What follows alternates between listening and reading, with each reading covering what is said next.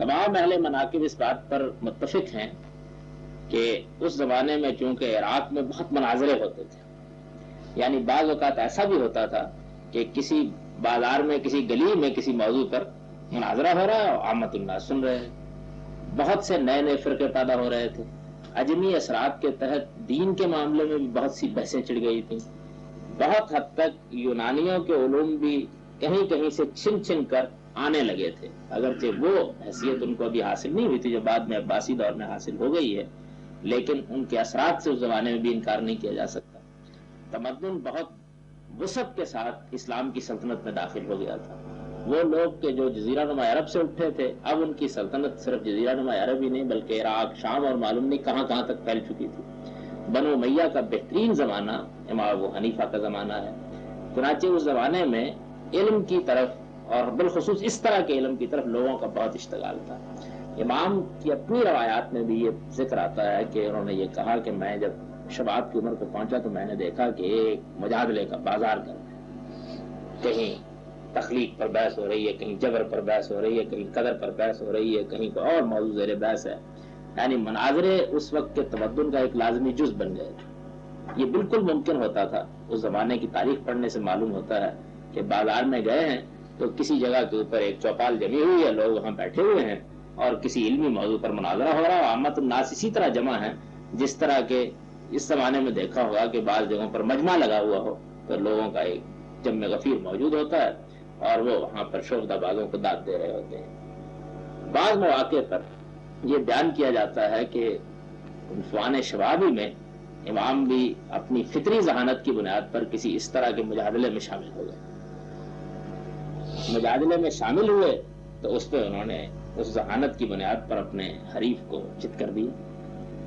چنانچہ ان کی اس طرح کی علماء کے حلقوں میں آمد و شد دیکھ کر اس وقت کے ایک جلیل القدر عالم شعبی نے ایک دن ان کو کہا کہ یہ ادھر بازار میں آنا جانا کیسے ہوتا ہے؟ تو انہوں نے کہا اپنی تجارت دیکھنے کے لیے آتا ہوں۔ انہوں نے کہا نہیں، میں ادھر بازار کا ذکر کر رہا تھا، یہ جہاں پہ مجادلے ہو رہے ہوتے ہیں۔ تو انہوں نے کہا کہ اس سے بھی کچھ مجھے تھوڑا سا شک پیدا ہو رہا ہے۔ تو انہوں نے یہ کہا کہ میں نے تمہاری ذہانت کا اندازہ لگایا ہے، میرا خیال یہ ہے کہ تم تجارت کو چھوڑو تو نہیں لیکن علم کی جانب بھی متوجہ ہو جاؤ۔ چنانچہ شعبی کے توجہ دلانے پر امام صاحب کو اس جانب زیادہ اشتغال ہوا۔ انہوں نے تحصیل علم کے لیے کیا طریقہ اختیار کیا، اس کے بارے میں مناقب اور تاریخ کی کتابوں میں روایات کا ایک پورا جھاڑ جھنکار ہے، لیکن ان سب کو اگر جمع کر لیا جائے تو ہم بہت آسانی کے ساتھ کہہ سکتے ہیں کہ 3 طرح کی روایات پہ لوگوں اس بارے میں بیان کی جاتی ہے۔ ایک روایت تو وہ ہے کہ جو امام ابو یوسفی سے ہے، وہ یہ کہتے ہیں کہ میں نے خود امام ابو حنیفہ سے پوچھا کہ آپ اس جانب کیسے متوجہ ہوئے، تو انہوں نے پوری اس کی تفصیل بیان کر دی۔ انہوں نے کہا کہ پہلے مرحلے میں تو یہ ہوا کہ مجھے جب شعبی نے توجہ دلائی تو میں نے اپنی تجارت کو شرکا کے سپرد کرنا شروع کیا۔ مجھے ایسے قابل اعتماد لوگ مل گئے کہ جو تجارت کا کام دیکھ لیتے اور میرے لیے اس میں کچھ بہت زیادہ وقت دینے کی ضرورت نہیں۔ اس کے بعد مجھے سب سے پہلے یہ خیال ہوا کہ میں علم کلام پڑھوں۔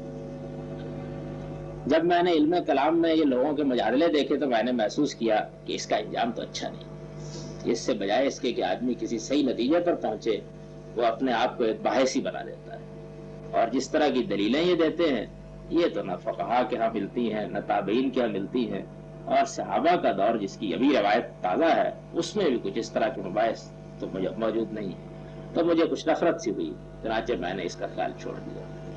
پھر مجھے خیال ہوا کہ ادب و نحو کی طرف متوجہ ہوں، تو میں نے محسوس کیا کہ اگر میں نے یہ پڑھ بھی لیا تو آخر کیا ہوگا، ابتدائی درجے کچھ بچے ہوں گے ان کو میں اس کی تعلیم دے دوں گا، یہ کوئی ایسی بڑی چیز تو نہیں ہے کہ میری ذہانت اور میرے مرتبے کے لحاظ سے میری زندگی کا موضوع بن سکے۔ اس کے بارے میں بھی یہ خیال ہوا کہ اس کو بھی ہاتھ نہیں لگانا چاہیے۔ اس وقت کچھ لوگوں میں کچھ شاعری کا بھی ذوق تھا، خیال ہوا کہ اسی کو اپنا لیا جائے، اس لیے کہ شاعروں کے لیے اگرچہ وہ مقام تو نہیں رہا تھا جو جاہلیت میں تھا، تاہم آخر اس زمانے کے بڑے بڑے شعراء بھی غیر معمولی حیثیت رکھتے تھے۔ وہ کہتے ہیں کہ میں نے شاعری کا مطالعہ کیا، میں نے دیکھا کہ مدح، حج، قصیدہ گوئی، آخر یہ کیا چیز ہے، تو طبیعت اس جانب بھی بالکل نہیں لگی۔ پھر مجھے خیال ہوا کہ میں تجوید و قرات میں مہارت حاصل کروں، بہت خیال کیا، لیکن طبیعت نہیں مانی. اس کا بھی میں نے یہی نتیجہ دیکھا کہ اگر میں نے اس میں مہارت تامہ حاصل کر بھی لی تو چند نوعمر میرے پاس بیٹھے ہوں گے اور میں ان کو بتا رہا ہوں گا کہ ذات یہاں سے نکلتا ہے، سات یہاں سے نکلتا ہے. آخر یہ بھی کیا چیز ہے؟ پھر طلب حدیث کی جانب خیال گزرا. اس زمانے میں محدثین کی وہ حیثیت تو نہیں تھی جو بعد کے زمانوں میں ہوئی، لیکن بہرحال حدیث کو جاننے، حدیث جمع کرنے کا کام شروع ہو چکا ہوا تھا. تو امام یہ کہتے ہیں کہ مجھے یہ خیال ہوا کہ ایک تو اب عمر کے اس حصے میں ہوں کہ جہاں شاید ان کو جمع کرنے کے میں عمر ساری گزر جائے اور ان کے نتائج پر بحث کرنا اور اپنی ذہانت اور فطانت کے ذریعے سے کچھ علوم تدوین دینا اس کی نوبتی نہ آ سکے. دوسرا یہ ہے کہ اس میں اس کا بڑا اندیشہ ہے کہ جیسے ہی میں حدیث جمع کرنے والا آدمی بنوں تو کوئی صاحب میری تحقیق فرما کے مجھ پر کذب کا الزام لگائیں، کوئی سوء حفظ کا الزام لگائیں. تو بہتر یہ ہے کہ اس وادی میں بھی قدم نہ رکھا جائے. چنانچہ بڑی مفصل روایت ہے امام ابو یوسف کی، جس کے آخر میں وہ یہ کہتے ہیں کہ اس کے بعد جب میں نے فقہ کا مطالعہ کیا تو مجھے احساس ہوا کہ اس کے اندر بڑی قوت ہے اور اس علم کی طرف مجھے توجہ کرنی چاہیے. یہ واقعتاً ایسی چیز ہے کہ جس میں میں اپنی جلانی طبع کا مظاہرہ کر سکتا ہوں. چنانچہ اس کے بعد ہی وہ یہ بیان کرتے ہیں کہ میں کوفہ میں حماد کے حلقے سے متعلق ہو گیا. کوفہ ہی میں پیدا ہوئے ہیں، وہیں عنفوان شباب پر پہنچے ہیں، وہیں سارا تجارت کا کاروبار بھی تھا. حماد کا حلقہ اس زمانے میں بہت معروف تھا اور اس حلقے کی روایت بھی عبداللہ بن مسعود سے چلی آ رہی تھی. اس میں ابراہیم نخعی اور علقمہ جیسے جلیل القدر لوگ شہرت پا چکے تھے. حماد کی اپنی بھی بہت شہرت تھی، وہ اس زمانے کے بڑے فقہاء میں شمار ہوتے تھے. چنانچہ یہ ان کی مجلس پہ چلے گئے. یہ بات کہ یہ کس عمر میں ان کے پاس گئے اس کا تعین بالکل صحیح تو بہت مشکل ہے. تاہم اتنی بات واضح ہے کہ 120 ہجری میں حماد کا انتقال ہوا ہے. اس وقت امام صاحب کی عمر 40 سال کی. اگر مختلف واقعات کو جمع کیا جائے تو یہ صاف ثابت ہوتا ہے کہ کم و بیش 18 سال تک وہ ان کے تلمذ میں رہے. 18 سال تک استاذ کی مسند پر وہ نہیں بیٹھے، بلکہ ان کے سامنے وہ زانو تلمذ طے کرتے رہے، ان سے سیکھتے رہے، معلوم کرتے رہے. اس کے بڑے بعض دو دلچسپ واقعات بھی ہیں. وہ یہ کہتے ہیں کہ جب میں نے کچھ علم حاصل کر لیا تو مجھ کو خیال ہوا کہ اب میں الگ بھی بیٹھ سکتا ہوں اور لوگ میری جانب بھی متوجہ ہو سکتے ہیں.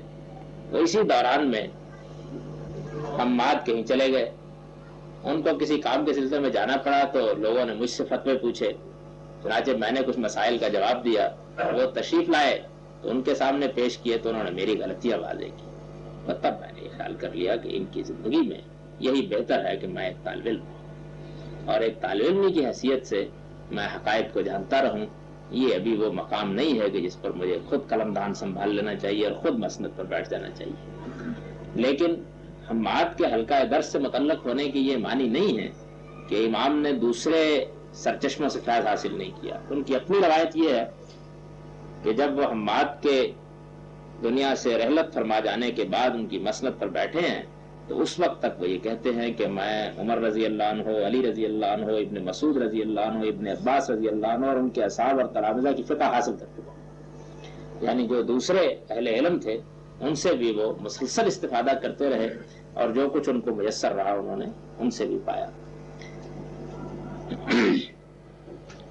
دم واپسی تک یہ معلوم ہوتا ہے کہ روایات سے کہ امام صاحب نے تجارت سے اپنا تعلق بالکل ختم نہیں کیا. اگرچہ کاروبار کے ساتھ وہ دلچسپی باقی نہیں رہی تھی، تاہم حساب کتاب دیکھنے کے لیے منڈی میں جاتے تھے اور اسی پر زیادہ تر ان کی معاش کا بھی انحصار رہا. اللہ تعالیٰ نے اس خاندانی کاروبار کی وجہ سے ان کو بہت فراخی بخش رکھی. اس کی بنیاد پر انہوں نے بہت سے کام بھی کیے اور اپنے بہت سے شاگردوں کو بھی وہ نوازنے میں کامیاب رہے. امام صاحب کی زندگی کے بالکل ذاتی پہلو تو یہی. اس کے بعد ان کا وہ دور شروع ہوتا ہے کہ جب وہ 120 میں حماد کے انتقال کے بعد حماد کی مسند پر بیٹھ گئے اور تھوڑے ہی عرصے میں ان کی ذہانت و فطانت کا پورے علاقے پہ چرچا ہونے لگ گیا، یہاں تک کہ ان کو فقیہ اہل عراق لوگ کہنے لگے. اس زمانے میں اگر کچھ مبالغہ میں روایات سے قطع نظر کر لیجئے تو تب بھی یہ معلوم ہوتا ہے کہ کم و بیش 1000 افراد ایسے ہیں کہ جنہوں نے مختلف اوقات میں ان سے استفادہ کیا. ان کی مجلسوں میں بیٹھے ہیں، ان سے کچھ جانا ہے، سمجھا ہے. ان میں سے 26 آدمی وہ ہیں کہ جو ان کے باقاعدہ تلامذہ شمار کیے جاتے ہیں اور جن میں ظفر اور ابو یوسف اور محمد بن حسن الشیبانی بہت غیر معمولی اہمیت کے حامل قرار پائے۔ چنانچہ بعض لوگوں نے جب امام ابو حنیفہ پر بعد میں تنقید کرنا شروع کی ہے تو اس وقت بھی بعض لوگوں نے یہی کہا کہ ابو حنیفہ کیسے غلطی کر سکتے ہیں، ان کے ہاں اس درجے کے لوگ تو تلامذہ میں بیٹھے ہوئے ہوتے ہیں۔ تو ان کے تلامذہ کی اس زمانے میں بھی بہت شہرت تھی، یعنی لوگ یہ سمجھتے تھے کہ صرف وہی نہیں، دوسرے ائمہ کی طرح بلکہ ان کے پاس بیٹھنے والے لوگ بھی معمولی صلاحیت کے لوگ نہیں ہیں، ان کا بھی بڑا درجہ بڑا مقام ہے، اور علمی لحاظ سے وہ بھی ایسے لوگ ہیں کہ جن کی طرف مراجعت کی جا سکتی ہے۔